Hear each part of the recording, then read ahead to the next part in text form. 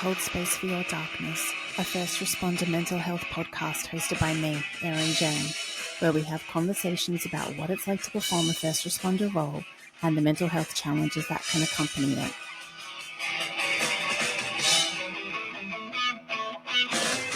Hello and welcome to another episode of I Will Hold Space for Your Darkness, a first responder mental health podcast. I'm your host, Erin Jane, and today I am joined by the great bearded man, Rich Creamer. Rich is a Navy. Yes. Exactly. No one else has gotten that intro, so I feel privileged. I am. I'm truly privileged. Rich is a Navy veteran. He's a retired police officer from Norfolk Police Department in Virginia with over 24 years on the job. He's been involved in first responder and public safety wellness programs for the past decade. He's a board member on Blue Cancer Connect and the International Association of Police Chiefs, which I didn't have dyslexia for when I just explained it this time, where he is a co-chair of the family section. He's currently the director of Public Safety Insights with Lighthouse Health and Wellness, and he is also the host of the Responder Reset podcast. Thank you for joining me today, Rich. Yeah, no problem, Erin. Thanks for having me. Always a pleasure talking with you, and thank you for your continued support. I truly appreciate it. As always. I mean, I don't know if a conversation between us is not going to involve a lot of shit giving either way. So I had the unique pleasure of meeting Rich back in October. Yes. And basically since then, he's become the Massachusetts native big brother I've never had. So, well, I do my best. Yes, exactly. My brother's on the other side of the world, so there's a shit giving vacancy that you stepped into. So I appreciate you. Keep me humble. Anytime I can fill that void, I'm there for you. All right, mate. So let's kick it off. Is there anything that sort of drew you towards joining the Navy or anything from that time in your life that you would like to share with the audience in terms of that's influenced you in that way? Yeah, I mean, I think we all come to a crossroads, in our childhood, in growing up in, just a small suburb right outside of Boston in Chelsea. I grew up in public housing, not the easiest life, but a life, the life that was handed to me. I played those cards, and at times I had to fold, but I was never one. I was never one not to re-up. So in that re-up, the cards that were handed to me was a decision to leave my comfort zone, and I knew that was going to be the only way to start over. Joined the Navy, and away we went. Yeah, and that's what drew you down to Virginia. Yeah, so I was stationed at Little Creek. Did a couple years there. Got injured in an operation, like a counter narcotic type thing, and got my leg caught between a ship and a boat. And usually they frown upon keeping folks like me in the military. I was young. I recovered well, but here I am. Almost 30 years later, still dealing with the effects of what happened that day. So I did like any other person that has had the training that I had. I could shoot, I could fight. So I became a cop. Definitely not what was in the cards. Definitely don't. I was gonna ask if that pivot was intentional or like. Oh no, it was like it was like, oh shit, what the fuck do I do now? That's all that was. This wasn't, the whole cop thing was not in the cards. Like, it just wasn't something that I was like, oh, I've always been drawn to the profession or anything like that. It was out of urgency. Like, I had just met my wife. We had been married. I was getting out. So in order to provide. I used the skill set that I learned, and Yeah. the discipline and everything else, and found myself in a police academy. There you go. And what was maybe growing up little rough occasionally? What was your view of law enforcement up to that point? I was usually on the other side, either running from those guys. It's funny because I did a conference back in the South Shore. It was with the Semlec, and one of the guys from the Chelsea Police Department. It was an old timer sitting in the front row. That I recalled.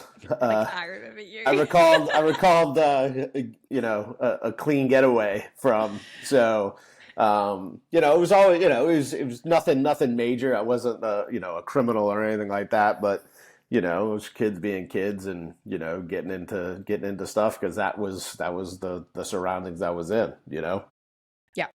Yeah, that made sense.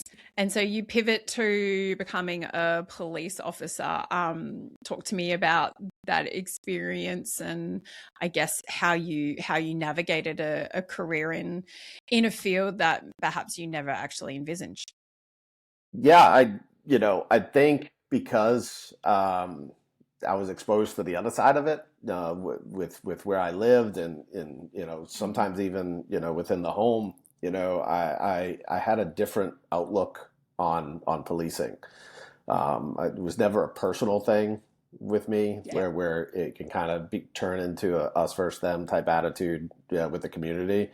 I understand that, in order to feed your family, you got to do things that may be outside of the norm. And these were conversations that I would have with gang members and criminals and stuff like that. And the level of respect went both ways. So it made my job very, very easy. If you look at me as who I am, the camera angles aren't doing me justice. I'm not a small guy, and can come off a certain way. But never really, at times, yeah, in split second decisions, you got to do things to keep yourself alive and your folks around you alive. But it was never the first thing. I was always using my words and using those skills to get me out of certain situations. Yeah. Before, going hands on and stuff like that. So. But that's commendable, because there could be many in your situation who it would be that the natural inclination. Whereas someone like me, can I go hands-on? Absolutely. Did I enjoy it? Absolutely. But my words were a far greater tool and could sometimes diffuse a situation. Equally, as a female, I could piss people off just for being a female. So sometimes it was more important that I stood back. So there's the duality involved in law enforcement that I think is incredibly important times like that. Absolutely. And so sort of talk to me about what kind of track you went down. Did you go sort of criminal investigation, detective track? Yeah. So I coming from, kind of a specialty type thing in the Navy, I had my fair share of doing that type of thing, but I was never really drawn, and I was really drawn to the mind work, really getting into the why people are committing the crimes that they're committing and stuff like that. So I was really drawn to criminal investigations, and found myself in the gang unit within the first couple months of being brought over to the detective division. And I spent almost 9 years within violent crimes. So within gangs, homicide, cold case homicide, dabble in robbery, but not officially. If there were robbery type charges within the gang unit, we would handle those, or put on. So all the real simple sort of squads. Yeah, the easy the stuff. light ones, Yeah. And so talk to me, was it, I guess, perhaps some of your personal experiences dealing with the aftermath of all of that kind of exposure that, I guess, drew you towards officer wellness? No, I think what drew me to officer wellness is, I had watched, I was, before peer support was peer support, I guess, it always seemed I was this informal leader.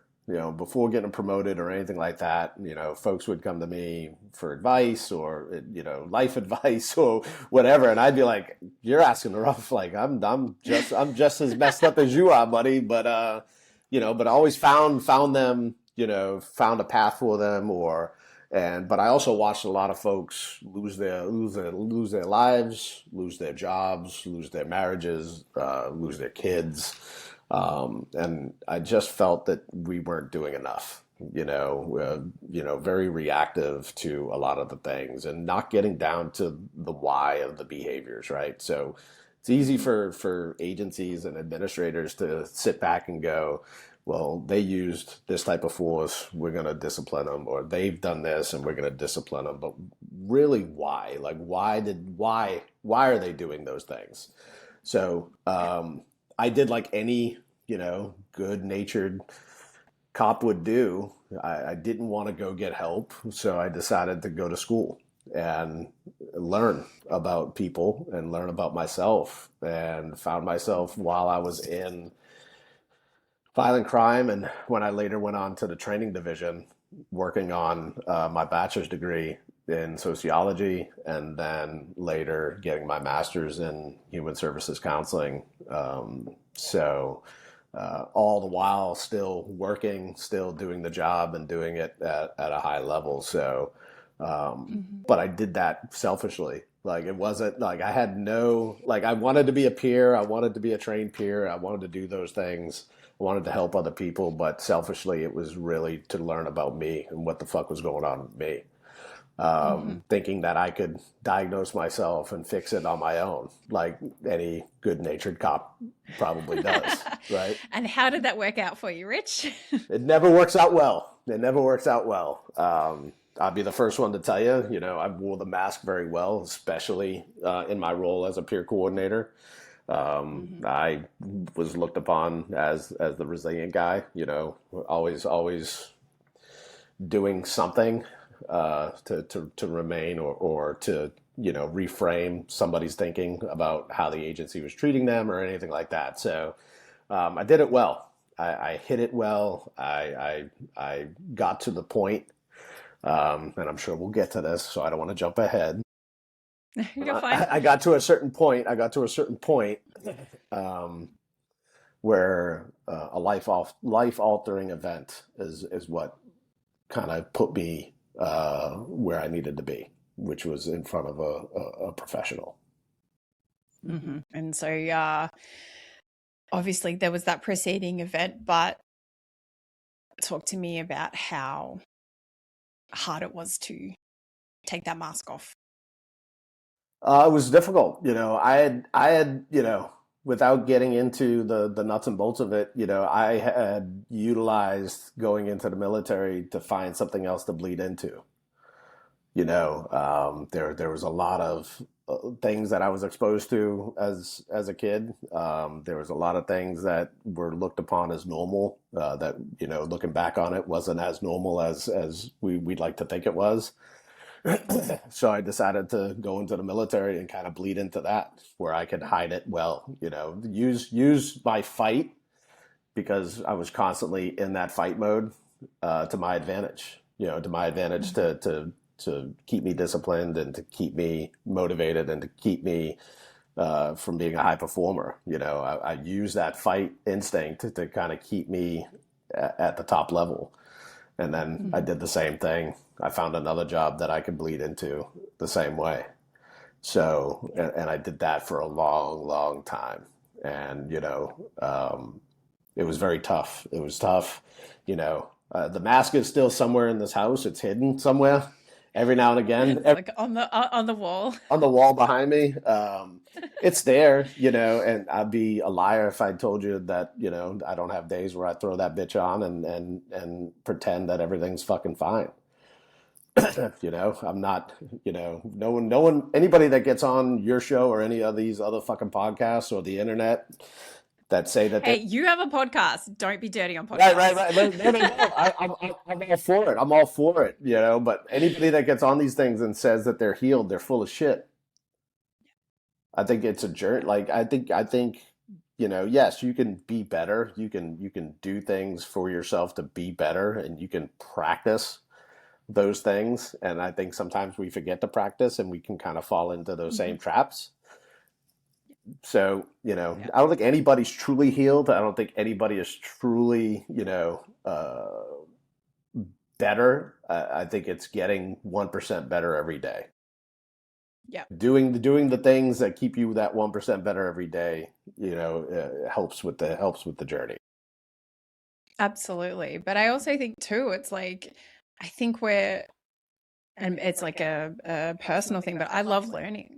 Yeah. So I think it's always important to keep educating ourselves, whether it's that formal education or reading like a good book that's going to inform us about our own experiences. And as we continue to grow and evolve, like we've got different things impacting us. Oh, absolutely. From, different, like, I'm in the period of my life where I still have young children. Yours are, a little bit older.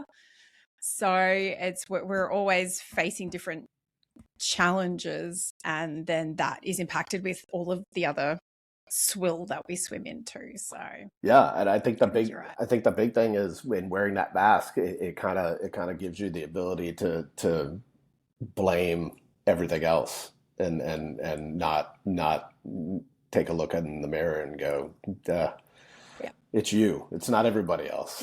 You know what I mean? Yes, that accountability can be lacking sometimes. Yeah. But if I get that mask on, I can blame the job. I can blame childhood. I can blame the military. I can blame all those things. I can blame, a bad administration. I can blame anybody because it's easy.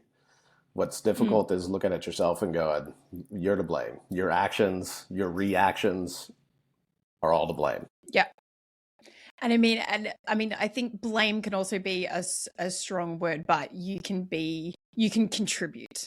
Absolutely. I think that is equally part of it too, because there does come a point where it's like, okay, whatever's happened, good, bad, fucking awful. Like we as first responders, we know the awful shit that can occur in this world, but there comes a point where it's like, okay, so now it's my choice. Right. Am I going to use it as an excuse, or am I going to, use it to fuel me to get better, to heal, to do all of those things? And there's that, I was looking at it the other day. I think it was like swelling around my head for a D for a radio show where it was like, that hurt people. Right. And it's like, true, but it's unhealed people hurt others. Right. Like you don't have to, just because you've been hurt doesn't mean you have to hurt others. Correct. Or use that as motivation to whatever the motivation is. Yeah. I can probably go a couple different ways there, but I'll remain, neutral for the moment. For the moment. Oh my goodness. And so I guess, you sort of lent into it a little bit. So let's just dive on in. You have been really open and talked about, being that person that everyone goes to, but maintaining that bit of a shield and a mask. Whatever you're comfortable sharing, what was the impetus to make that mask come down? So, we had been tasked with helping another agency with a pretty large scale critical incident, and had done a fair share of debriefs. I was experiencing some what I believe to be stress related symptoms, not to be gross or anything, but what went in came right out. So, that was the issue. And like any good wife does, she told me to stop fucking complaining about it or do something about it. And she made me an appointment, and had the appointment. had just finished up the 3 days of very, very heavy peer support and critical incident stress management debriefs with that agency. And like I said before, I had been to the doctors, had gotten an ultrasound on my abdomen, and I got a call literally as I was wrapping up the last debrief with my group from my doctor, who informed me that I had renal cell carcinoma, which is kidney cancer. Which was devastating. Like the Rolodex of everything in my life started to flash before my eyes, and I was inconsolable. So if you could imagine the great bearded one being completely inconsolable, do your best to think about that. It would have been pretty confronting for a lot of people who knew you to see you have such a visceral reaction, like an understandable reaction for obvious reasons. Right, but I think that visceral reaction was not only for the actual diagnosis, but I think it was like literally letting go of everything that I've been carrying. Because it didn't end that day. I mean, I continued being inconsolable for a couple days, and had to obviously break the news to my family, and which was, I don't wish that on anybody, which is why Blue Cancer Connect is such a huge portion of my giving back to the community, because it had such an impact on me and my family, and if I can help in any way, even if just to listen, that's what I'm there to do. So kind of fast forward, told both my boys, told my wife, obviously my wife first, came up with a game plan to tell the kids. The kids were a little bit younger. And my oldest son looked at me and said, "I don't know what you're crying about. You're going to beat it." And it was, I think, at that moment that I decided it was time for me to change. It was time for me to take the mask off. It was time for me to get a little selfish and really stop working on me. About a month later, I had my kidney and adrenal gland removed on the left side. I made a very strict orders from bedside that nobody above the rank of lieutenant, because one of the lieutenants that was in charge of the training division, where I was housed under as the peer coordinator, was a personal friend, and I knew he would be able to make my wishes come to light. So. And he did. Yeah. He did a phenomenal job, and he kept a lot of people that had no business being in there. As I reflect on that, though, that's what lived experience is the ability to reflect on that. That was the worst fucking decision I ever made. There were a lot of people that I guess held me to a high, held me high in their lives, and I shunned them. And I pushed them away and didn't want the help, and I didn't want the fucking t-shirt, and I didn't want the GoFundMe, and I didn't want any fucking help. I didn't want it. I was the guy that was there to fucking provide the help. I didn't want it. From the bedside, I was still fucking helping people. I was still on my phone. I was still texting people, still checking in with people. There's still people that'll see this podcast that had no fucking idea. And don't know. Had no idea what I had been through. Do you think that for you kind of personally, whether you recognize it or not, it was still having that sense of purpose that still gave you that identity when, your life was threatened realistically at that moment? Like that was kind of just something for really positive for you. Yeah, absolutely. It was the one thing that drove me to want to continue to fight, if that makes sense.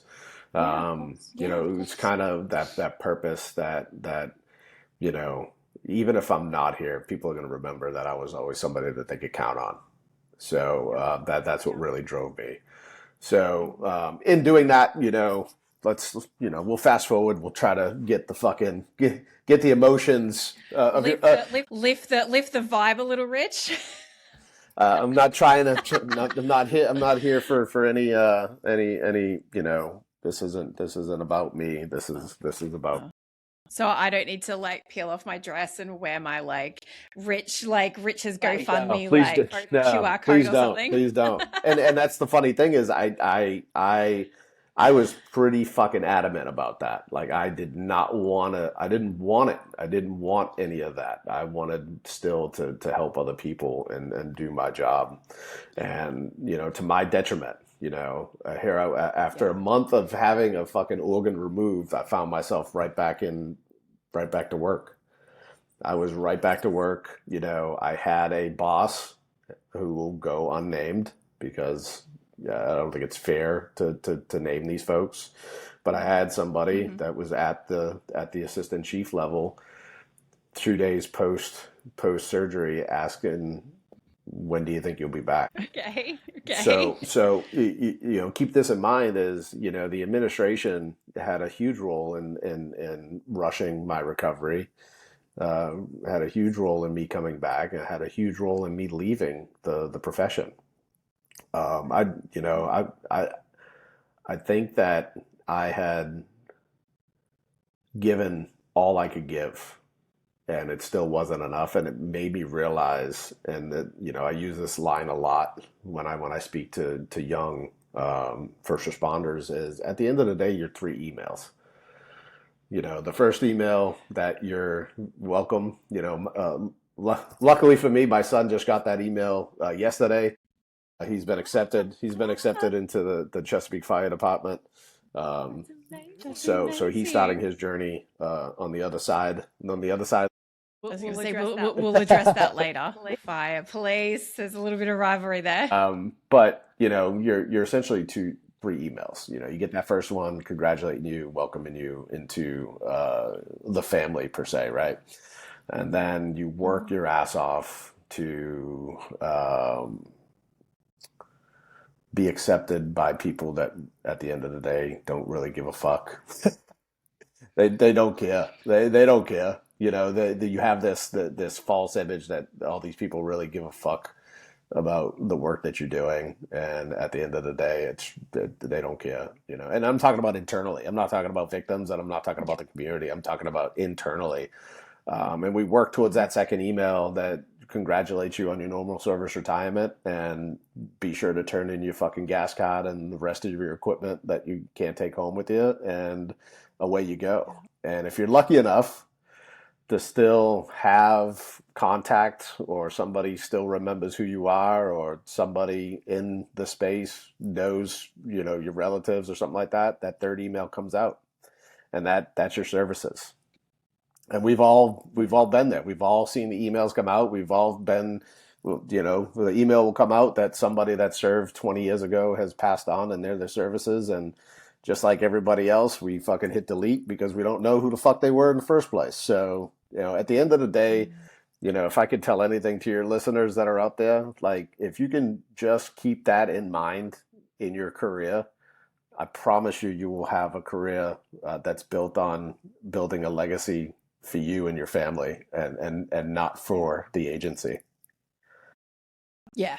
Helps keep you grounded and focus on the things that actually matter, like your peers, the people who are showing up beside you, not any grand ideas of right. There's no fucking there's no fucking parade, like no fucking don't get me wrong.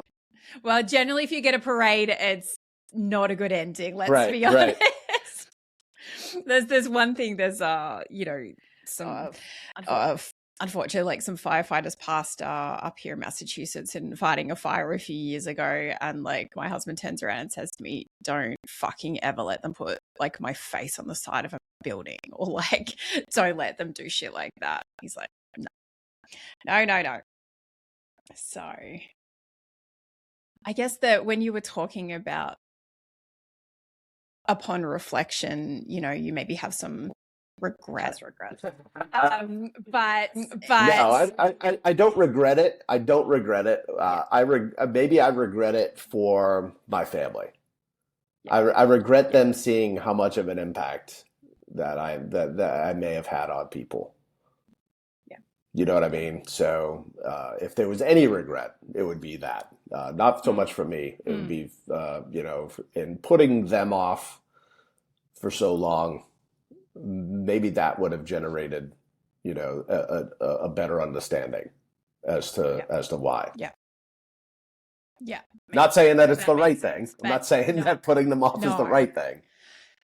No, and I do, but I guess that's what maybe the point I'm trying to get to, perhaps too slow for your liking,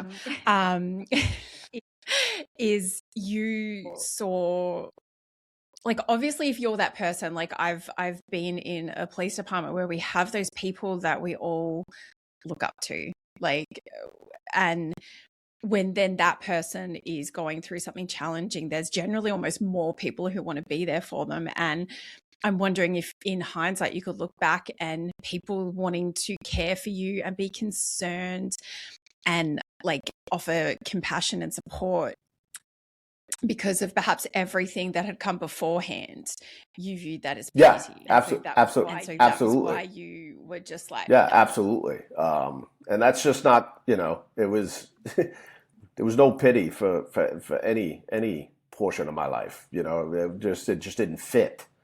There was no place for it. It was you get up, you do your fucking job, and you do it to the best of your ability, and you don't need the accolades, you don't need the trophies, you're not here for that. You're here to do a fucking job, and that's it. Yeah. But that was, like, so can you see that now though? Like, was that something that you sort of like internalized and then, after maybe this whole experience, like I guess what I'm looking for is, say you went through something similar today, would you be more open to? Oh, I'd want everybody. You're like, I want the fucking t-shirt. I want the 5K. I want it all. I want give it all to me. Absolutely, because I think looking back on it is very selfish of me. I look at it. Even though you had every right. Sure. But I wasn't thinking clearly. I wasn't, I was still fighting other shit that I hadn't dealt with. It was more than just a cancer. It was, my own set of critical incidents, my own set of, cumulative trauma, vicarious trauma, whatever it was that I was carrying, from child life. Literally life, life. Yeah. So, I mean, looking back, going through therapy, having those conversations with a professional and now being able to reflect on it, absolutely. Why wouldn't I? I think it's great for people to hear how much, of an impact that they have had on somebody. I think that gives people the ability to go, well, it wasn't all for nothing.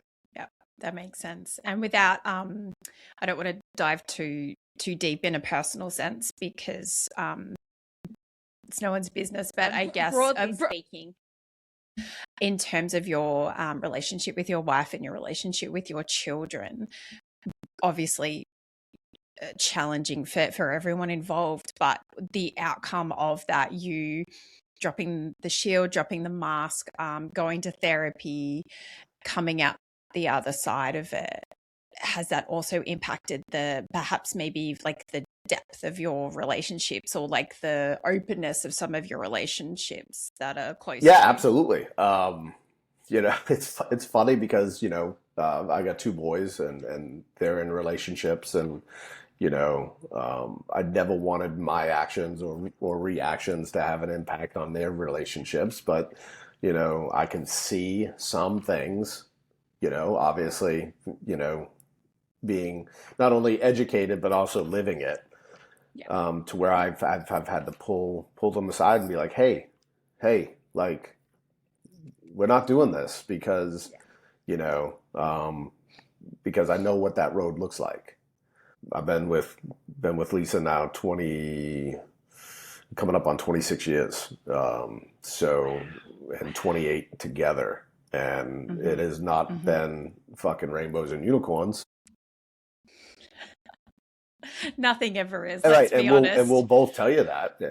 But I think that that's what has made it last, because of the ability to finally have those hard conversations and be willing to communicate and be willing and open in our communication and stuff like that, which has now bled into the boys. And the boys are, you know, when they're having a rough go at it, or if they're just not feeling 100%, they're now more willing and open to have those conversations. So, you know, a little later than I would have liked to finally to do this, but they're at a point in their lives where I think them seeing me being open and talking about my mental health, not only at home but throughout the country, and you know, on the podcast and stuff like that, they're able to have a better understanding, and they're able to be more open and be more self-aware themselves. So if anything makes me proud, obviously I'm obviously say that's pretty freaking powerful. For all of the things that they've been able to do. And I'm, you know, the same thing with my wife. My wife's a very, like, she's like the friggin' mayor of Chesapeake, Virginia, because she's had such an impact on the lives of the kids that have kind of come through the school that she works as a counselor there. So she, you know, I couldn't be more prouder of the relationship as it has blossomed into open communication, really having the tough conversations, not allowing a job or a past incident or your checkered past or anything that you've done in the past dictate who the fuck you are. So and they're living it. So I couldn't be more proud. Yeah. That's incredible. And also, like, what a powerful sense of like generational change, you know, perhaps from what was accepted when you were growing up and you know, some of the experiences you had to now you having such a broad impact on your boys in that multifaceted way. Like, talk about legacy. And that's at the end of the day, that, you know, it doesn't matter what the fuck I did, you know, in my career. Like, I could tell some cool stories and it's all fun and games. But at the end of the day, you know, what I learned very quickly when I retired is the three people that live in this house with me are the only thing that matters. Their opinion of me, where they hold me in their lives, that's the only thing that matters. The internet doesn't fucking matter. Absolutely. I don't care. None of this shit matters. It really doesn't, you know. You know, the three people that I had to come home to when I retired, I had to learn a very, very hard lesson that they were the only ones that mattered. Yep. And then I'm sure that would have been a transition for all of you, having you lingering around the house all the time. Yeah. You know, me being home. Not that you're not busy now, but, you know, there would have been a transition for a while. There was. I mean, it was, you know, not only a transition for them, but it was a transition for me. Here was a guy that was used to running, you know, 120 miles an hour all the time, to finally, you know, even though the you know, therapy was therapy, like, I don't think that I really got into the real nuts and bolts of it till here lately, like I'd say over the past year, as to some of the things that were really, really, really deep and embedded. You know what I mean? Yeah. Like the other stuff was easy. Like, you know, we start talking about the deep embedded stuff, that's when it gets really difficult. I was going to say that's when shit gets real. Yeah, I think we make choices. Those of us that are going through it, we make choices. We go like, okay, well, I cleaned up that section of the closet. I'm good. I don't need to do this anymore. And, you know, I've never been one to just fucking phone it in. I'm taking a deep dive. And I think retirement helped that along. because, like I said, you go from being 120 miles an hour all the fucking time. And my buddy, I'm going to give him a shout out, but Doug Monda with Survive First and Trauma Behind the Badge has said it best. He's got the best description of it. And I found myself doing exactly what the hell he was talking about, which was literally finding myself in an empty house folding laundry and wondering, how this is my fucking life now. Like, how did I get here? You know, how did this happen? Like, I'm not supposed to be doing this. I'm not supposed to be doing this. I need to be out, and I need to be, you know, engaged. I need to do things. I need to see people. I need to talk shit. Find that new purpose. Find that new purpose. Yeah. You know, wellness was always my purpose. Yeah. You know, it was always my purpose. But I just needed, I needed something. I needed something, or at least I thought I did. And I will tell you this, I'll fold all of your fucking laundry now. I've got like 4 loads in the lounge room downstairs. Come on over, mate. Come on over. The big thing is, I think we feel like we need to fill that void, and I'll be the first one to tell you that that was my first initial reaction. It was like, I have to fill it with something. I have to fill it with something. How many more things can I volunteer for? How many more jobs can I take on?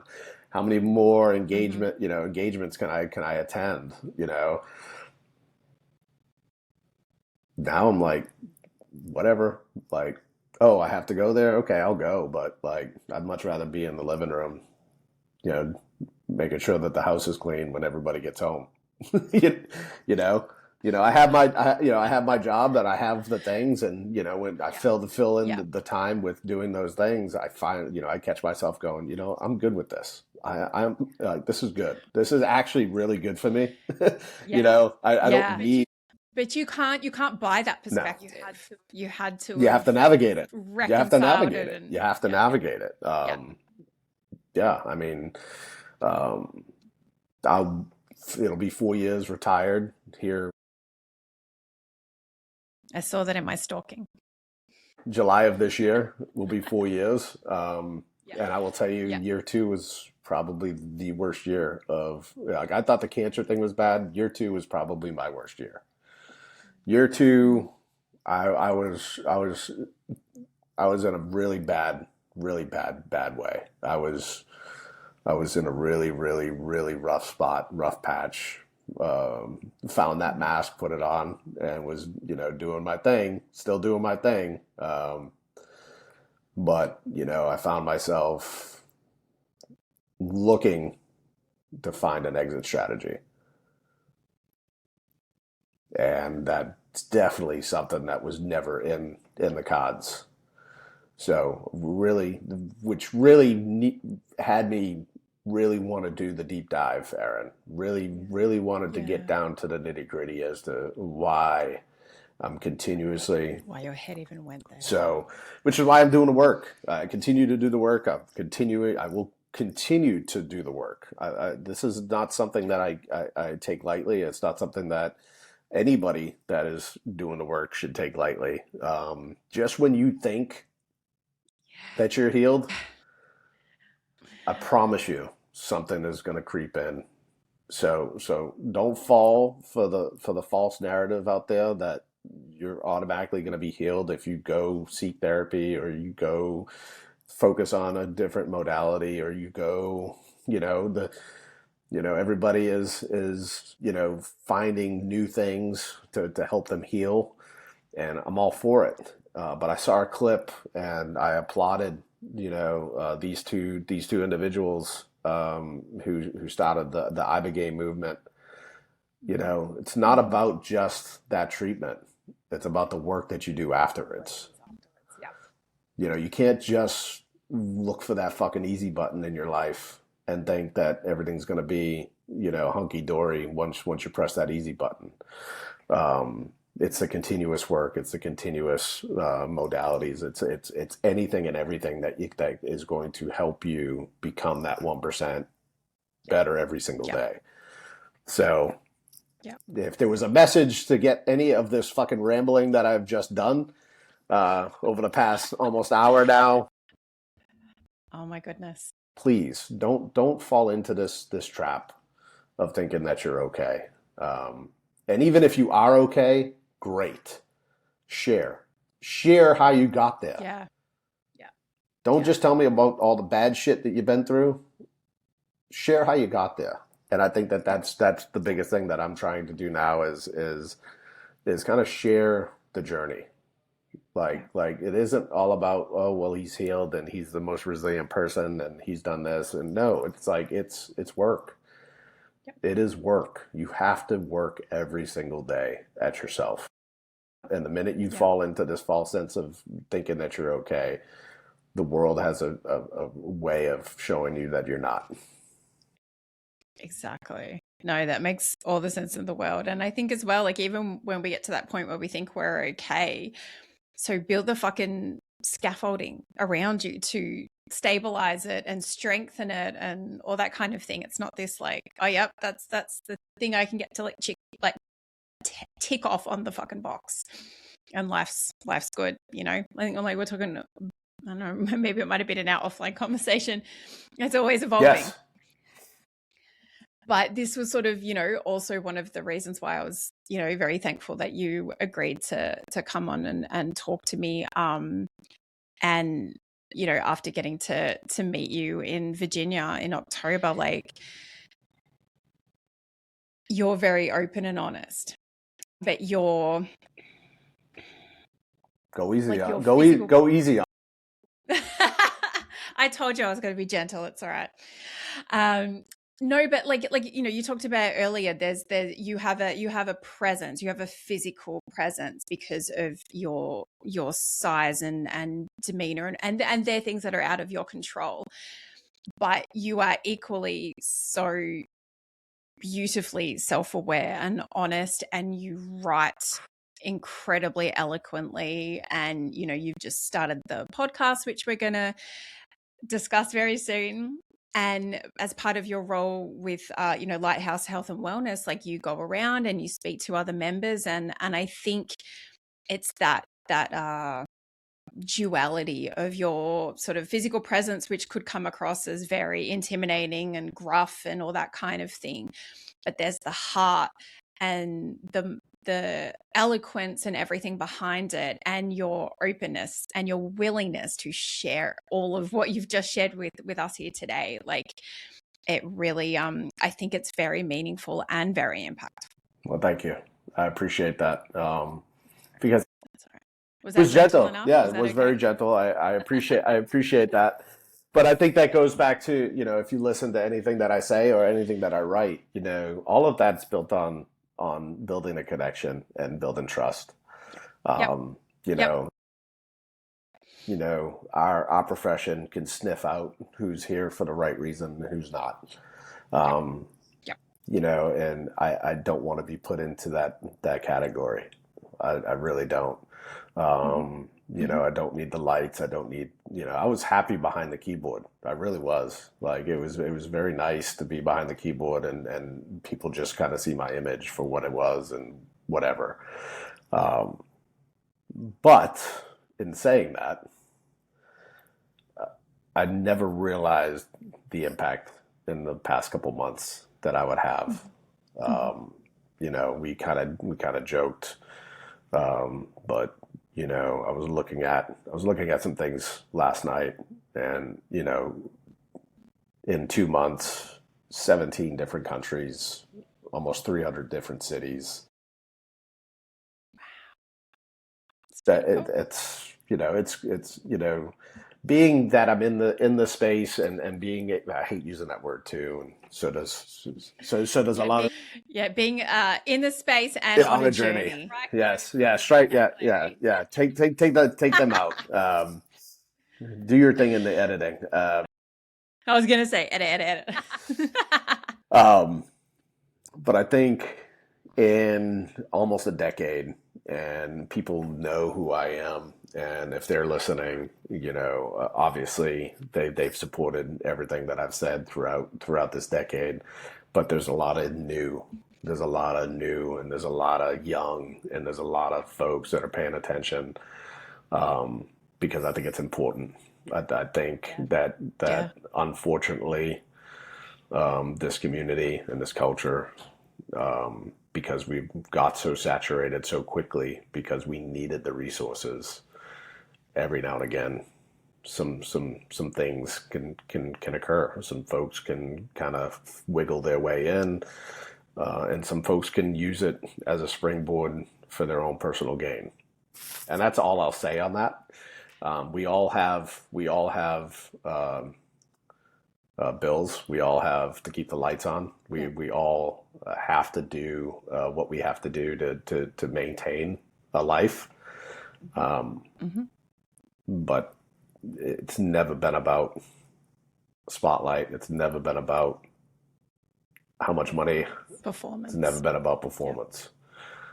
It's about just being fucking real. It's about, and I think those that know and those have had a chance to meet me in person, you can make whatever assumptions you want to make based on clips and based on the podcast that you want to make. But until you sit down across from me and have a conversation, make your own assumptions after that. So thank you. Thank you for shedding some light on that. That's okay. That's what we're here for. And I'm feel uniquely privileged to consider myself one of your friends and a supporter. And, you know, I believe in what you're working on and what you're doing and trying to just, what's the tagline? Turn awareness into action. Yes. Right. Very nicely done. All the homework is done. Thank you. I know, right? Was it you can take the girl out of the detective role? Except for when you send me photos and I completely miss it. But that's a side conversation. Right. So talk to me. So you've been retired for coming up on almost 4 years. You now have a position with Lighthouse Health and Wellness. Talk to me, and amongst all of the other little puzzle pieces. No, I mean, you know, that's the one. That's the one that keeps me busy. You know, obviously, Lighthouse had started out in the app industry. You know, providing an app for ease of access for resources and building out directories and specific to agencies, like fully customizing it to the agency and making it to where folks had the ability to sit in their driveway or on their couch and either research, go through the library and kind of research the topics that we've talked about today, whether it be anxiety, depression, PTS, substance use disorder, you know, take assessments that are fully confidential, all those things. And over the course of time, over the past 4 years, it's slowly grown into a full-on wellness company. Like, you know, our training has increased like exponentially, with a few of us having the ability to teach a lot of the International Critical Incident Stress Foundation's courses. There's a couple of us that are trained instructors, myself included, that can actually teach basic and advanced courses for agencies, and make it still palatable, and not try to take you know, a full wellness budget away from an agency.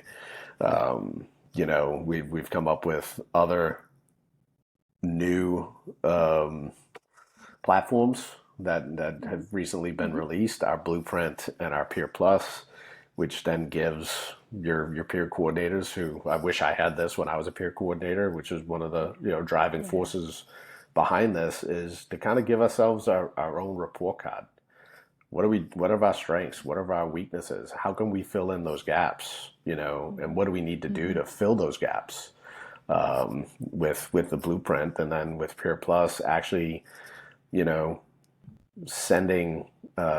having folks send in anonymous tips on peers that may need some help, and then having folks respond to those folks and keeping you know, filling out a very standard form that's anonymous, that doesn't name anybody, just as to what what the what the concern, is. what the interaction was, and if there were resources or referrals given.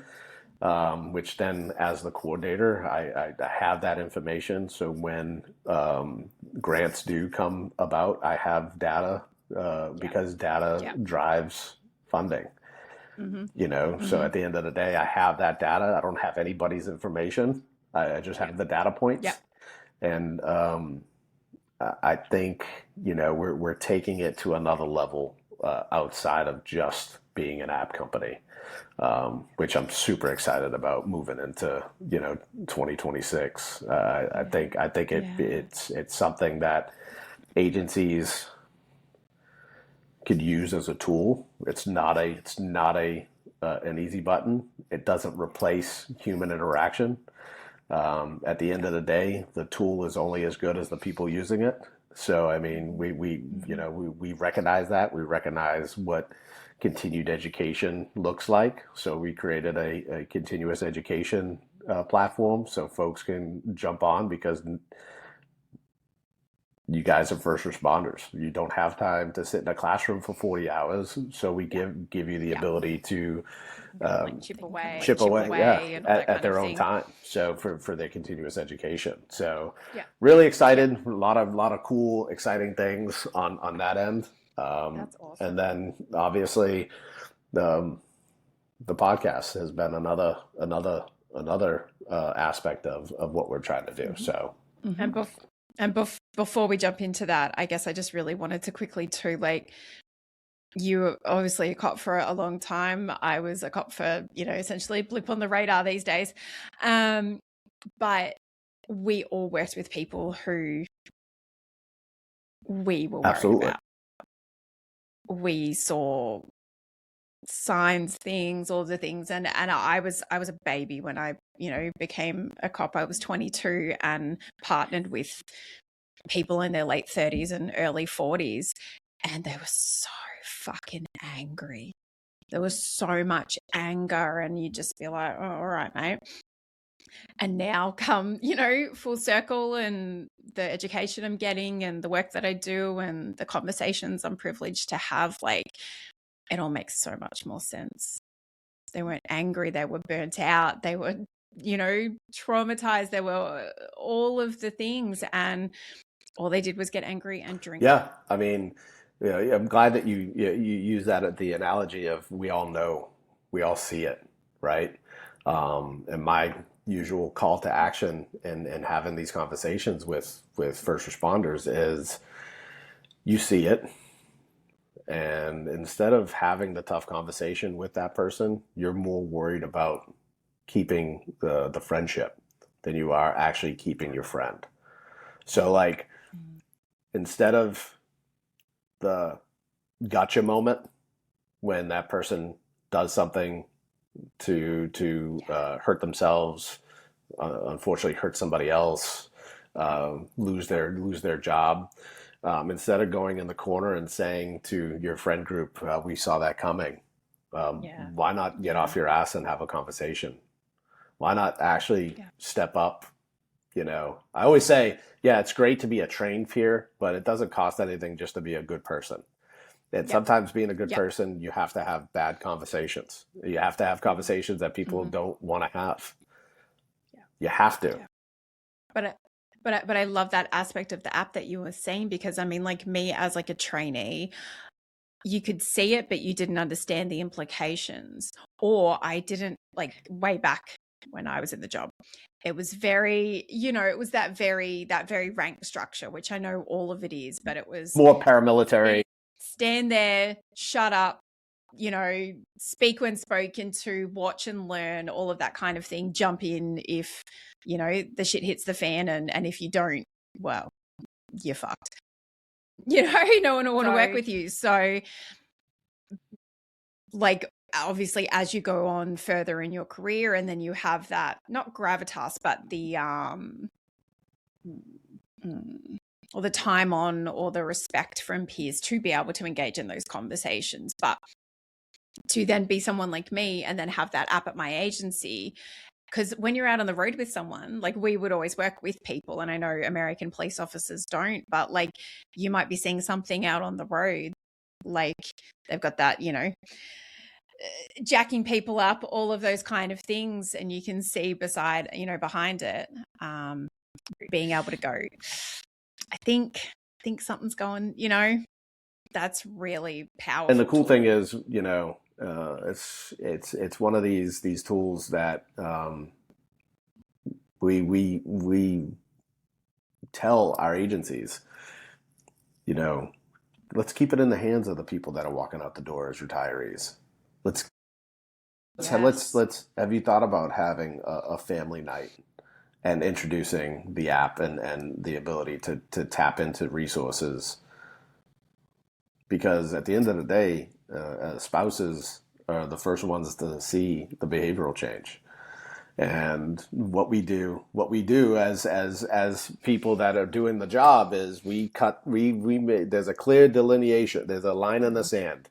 Yes, where I work. Yes, what I do for a living, but that's where it ends. Yeah, you don't have access to the stuff that I have access to because you don't do the job.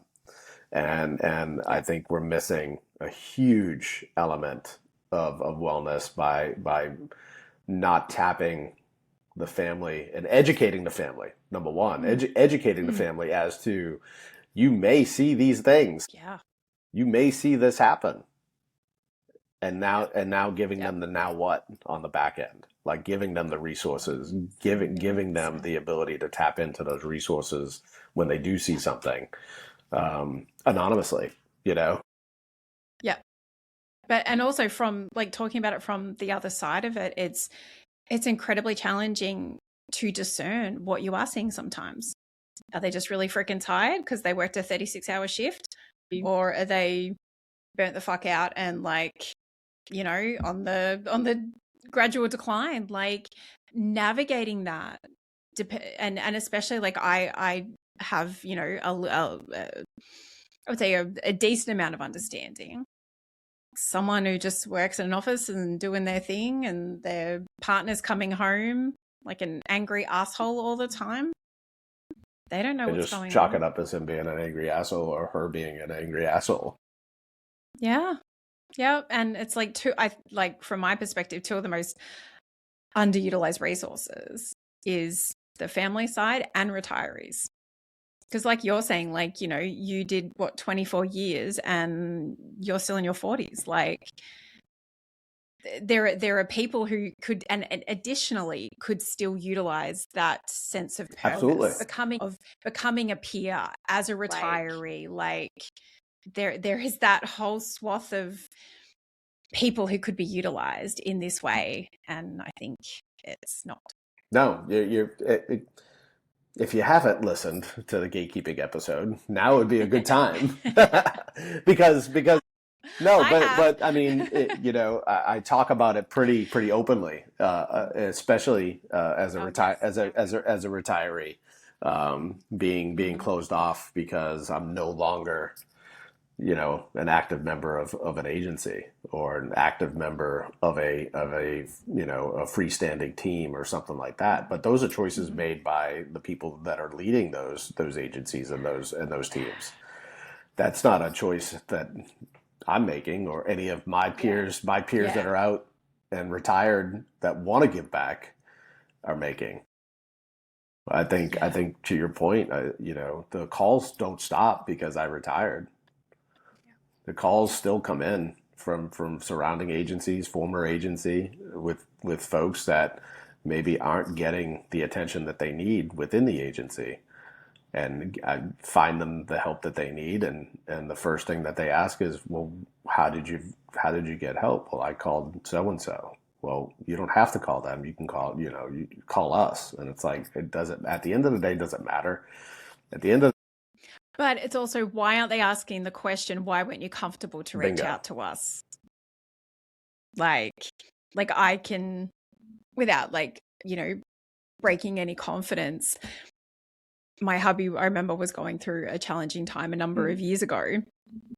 He reached out to an old retiree who, had been part of the peer support, been out for ages, but he trusted.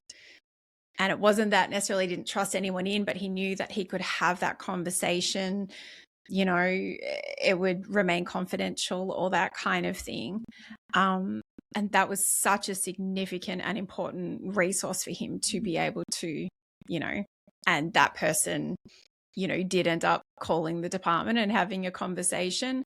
But it was for the benefit Sure. of Absolutely. and facilitated a change that needed to happen that I wasn't in a position to help him with back then. I think I had like a young baby and, but regardless of, he got him help and the kind of help that he needed at that time. There's something to that lived experience that you just can't. And the respect. Yeah, I don't care how many books you read. I don't care how many letters are after your name. At the end of the day, if there's trust and there's a connection, whether it just be the job, walking into any, police, fire, EMS, with a background, that's the connection. It's what you do with it after that, You tell somebody you're going to do something and you leave it be and you don't follow up on it. Yeah, I wouldn't trust you either. You know what I mean? Yeah. But that's probably a whole other show. Whole other episode, exactly. All right. Well, let's get to the podcast since we've brought it up a couple of times. The Responder Reset podcast. What was the impetus? Talk to me about the evolution of it and how it's come about, and I guess maybe some of the feedback you're getting as well. Yeah, so I had been on a podcast for a couple of years with Trauma Behind the Badge, with a group of guys that are completely amazing individuals, very selfless individuals, and leaders, true leaders in the wellness space. And work has kind of gone. We've kind of gone our own directions, and we've kind of faded slightly as it relates to the podcast. Not so much the relationships, but you can say it. You were ready to go not even that. Okay. Breaking up the boy bands. Really ready to go solo. Like I think. I was staring. No, in my travels, I had seen a lot of the garbage and a lot of the inaction, a lot of talk, a lot of awareness, but no action. And the impetus was that it was let's talk about some of the barriers that the wellness community is putting up on top of the barriers that are already in place. Yeah. So I decided I was going to be the guy. I decided that, it was time to talk about those things. It was time to talk about the barriers that as a wellness community or a wellness culture that we are creating with this flood of resources and flood of people that are, that find themselves looking for purpose. And find themselves, maybe not knowing the things that they claim to know, and it needs to be addressed, because if we don't address it, then we're no different than being the group of people that know that person over there is causing harm to themselves and just talking about it, right? Yeah. So we're no better than those people. Yeah. So I feel like the time was right. The timing was right. It was time. Stepping out from behind. Stepping out, yeah. So because I had been talking about it via LinkedIn, talking about it in articles, and getting a lot of great feedback. But I think that they needed to see the person actually saying it. I think they needed to hear the voice actually saying it, and to be able to reach out to a broader audience, to really hit the audience that maybe wasn't being hit in that echo chamber that is LinkedIn at times. You know what I mean? Well, and that's the thing. I mean, like you're on LinkedIn, you're retired, but like you're probably average first responder. If they're maybe halfway through their career, they're not on freaking LinkedIn. And so to be accessible on social media, or like catch a glimpse of you and be like, like what's he talking about? And then be able to like find you on all of the podcasting platforms. You're potentially speaking to people who don't understand that there is gatekeeping going on, or that there are people who, you know, claim to be experts, but they don't understand our lived experience. And then it's going, oh yeah, I went to like see a therapist or a counselor through my EAP and they had no fucking idea. You know, it was very obvious that they didn't understand my experience. And so I did like one session and I never went back, and fuck it, I'll just suck it up for the next decade. And that's the point. Is I think that there are a lot of podcasts out here as it relates to this topic. I wanted to be the topic, but I wanted to go against the grain. Yep. I wanted to kind of go against the grain and really get people to start thinking independently. That's the big thing, is get people to make their own decision, you know, but they need to have all of the information, not just the stuff that is all dolled up and looks pretty. Yeah. So that was the big reason. Plus I had a bully named Kenny Mitchell that was relentless in getting me to this point. I'm sorry, I don't know who that is. But I think in conversations with him and in conversations with a few other folks within the triangle, because I don't call it a circle anymore. So I've heard. I think it was time. We're bringing the band back together. So Trauma Behind the Badge will be back in February.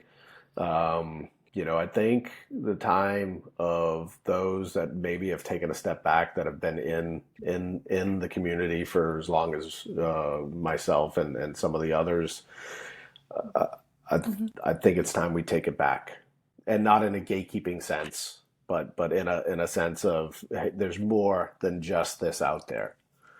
There's a lot of people with a lot of lived experience that can provide a lot of direction and a lot of mentoring and a lot of things, just without words, at no cost to anybody. Yep.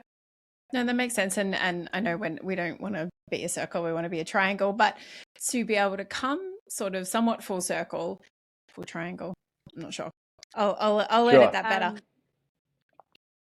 Is like we were just talking about at the start, like it's part of the evolution. So perhaps what you're, you know, also getting at is like you evolved from just writing incredibly eloquently about all of these things to then utilizing your voice and then being able to be found on social media. And, you know, the audience you're reaching on, say, Instagram is going to be different to the audience you're reaching on TikTok, because they're different demographics and they, you know, get attracted to different kinds of things. People who, like you're saying, have been doing it for a long time, maybe have taken a step back, taken the temperature and gone like, oh, let's pivot, let's evolve, let's grow and make it so it's better. We've all got now more experience, not only as our lived experience, but perhaps experience in this space. What's hitting, what's not.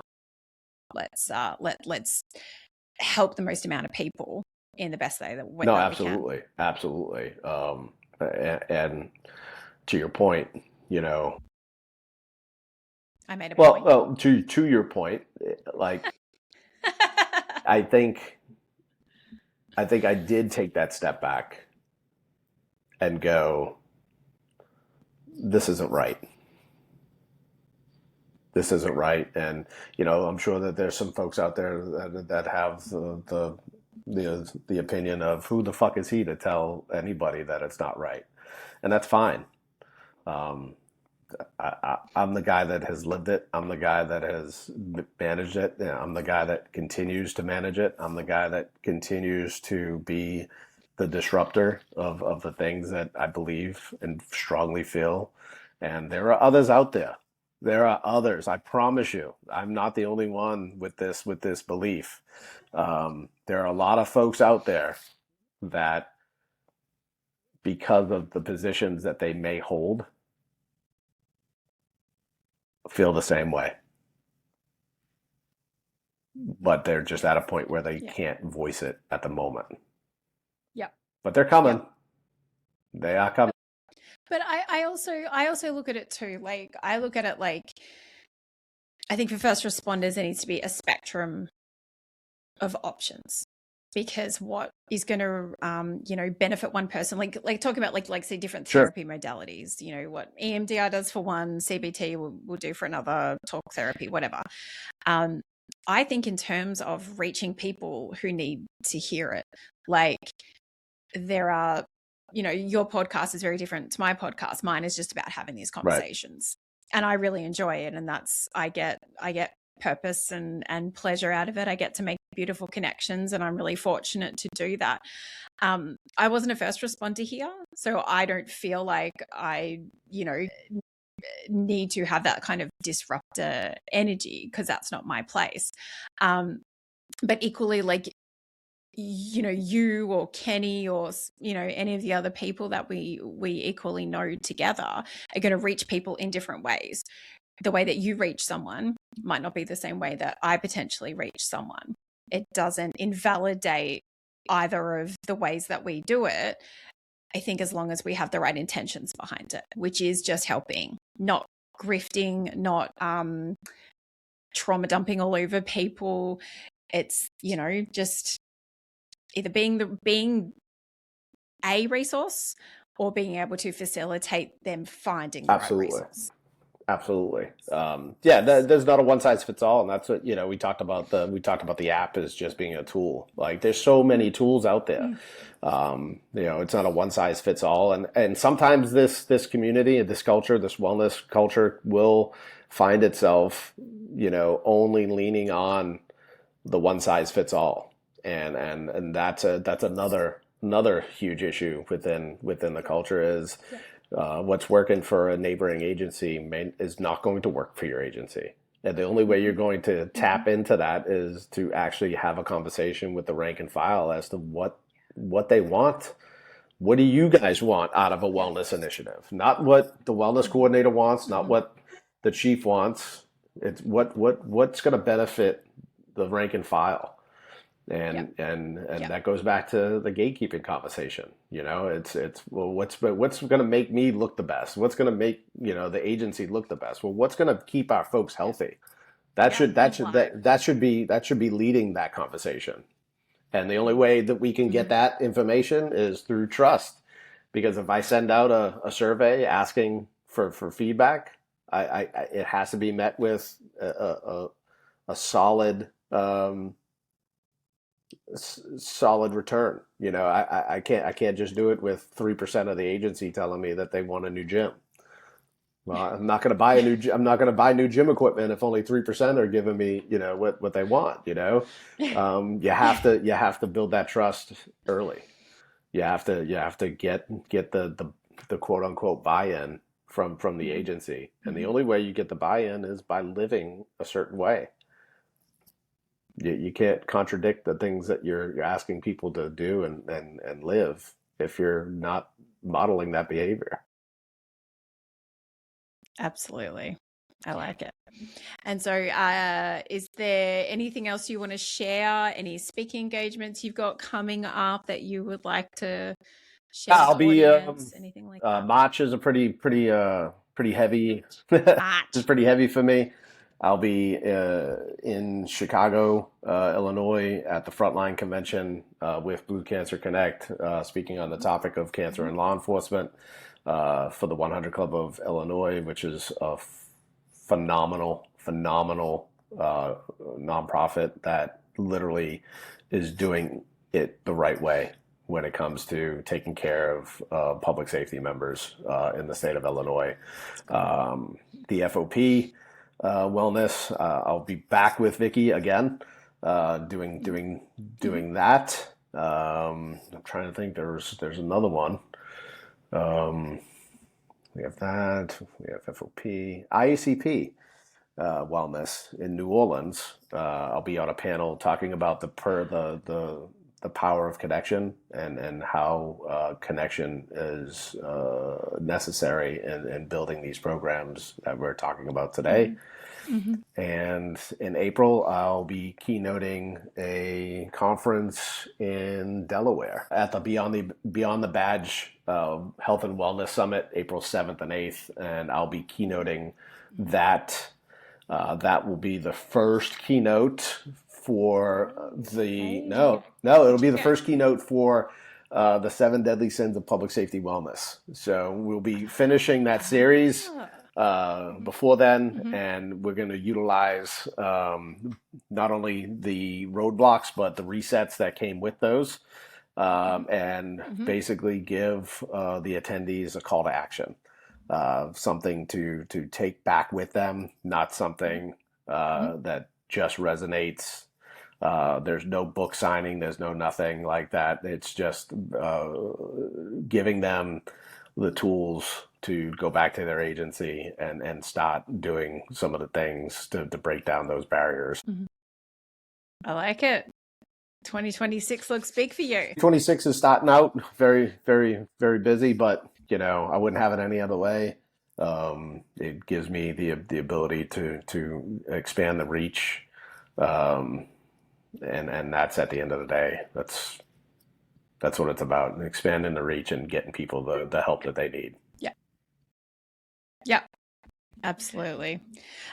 Well, Rich, we normally finish off these podcasts by asking, I guess, a couple of questions, and I call them the darkness questions. So obviously the name of the podcast, I will hold space for your darkness. So I like to ask our guests what they do, what practice, what kind of thing do they engage in that helps them be able to hold space for their own darkness? Well, I think the big thing for me personally, and I talked about it pretty much the whole podcast, but I stopped fighting it. I'm actually okay with it. I sit with it. I use it to write. I use it as fuel to talk about some of the things that I talk about. So I just let it exist. It's there. I know it's there, but I use it to kind of fuel the message that I'm trying to get to everybody. Yep. I like it. And in terms of, anyone in your life, whether it's a spouse, a friend, anything like that, what can someone do in order to help you hold space and support you in that endeavor? Presence. Just stay. I don't need you to solve it for me. I don't need you to tell me it's going to be okay. I don't want you to rush through the interaction, because we have a tendency of doing that.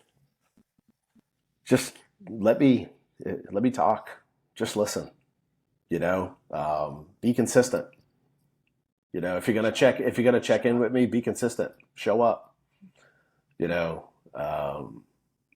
Knowing that somebody isn't just gonna fucking disappear after that first check-in does wonders for me.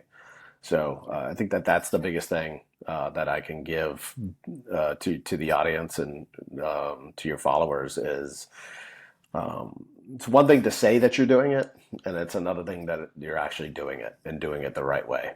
So just be present. You'd be amazed at the impact that has on somebody just being there. Yeah, no, that makes sense. As a mutual friend of ours says, those 2:32 a.m. right. friends. That's right. That's how we That's do right. it. You better have at least 3 to 5 of them. I've always said that. Have those 3 to 5 people, those 2:30, 3 o'clock in the morning calls. that without judgment, and that can sit with you in that crisis that you're having, without judgment and without wanting to fix it. As first responders, that's what we do. We get called to things to go fix them. And I think that's where some mistakes are made in the peer world, is we're not there to fix it. I think equally that mistake is made in That's marriage too, especially when you are married to a first Yeah, responder. absolutely. Absolutely. And I'm sure you'd be guilty of it, as I feel like my darling, wonderful husband is occasionally. It's like, I love the way your mind works. I love how smart you are. I love that you think 10 steps ahead, but I didn't ask for your opinion. I didn't ask for your advice. Yeah, that's exactly, and I think when we talk about peer work, that's how you become more proactive, I think. Instead of being reactive and reacting to the bad things, is not only be present when things go sideways, but you can be present when things are going really good too. Yeah. You can be present when things are going really good, because at the end of the day, you're making deposits. You're making deposits, and when stuff does go bad, they're going to remember who the person was that celebrated their wins with them. And they're going to be the ones that they're going to reach out to. Yeah. And that kind of, there's a lot of power in being comfortable sitting in silence, in someone's upset, awkward, challenging silence. Not everyone can do that. And so being able to have that skill, and also listen, not listen to respond, not listen to, like you said, offer advice, fix it, just be like, almost validate. Yeah, that fucking sucks, mate. Yeah. Basic needs, see if those basic needs are met, Exactly. And speaking of basic needs, I'm sure you need to get off the podcast with me now. You've probably put in your tax time, and you're like, all right. No, it's all good. It's all good. It's great conversation. It's great talking with like-minded folks. It's great talking and knowing that there are folks out there, like I said, that are both like-minded and really doing it from a place of actually caring. So that's my big thing. I'm very very, very picky, choosy with these things. I was at the very beginning, and it backfired.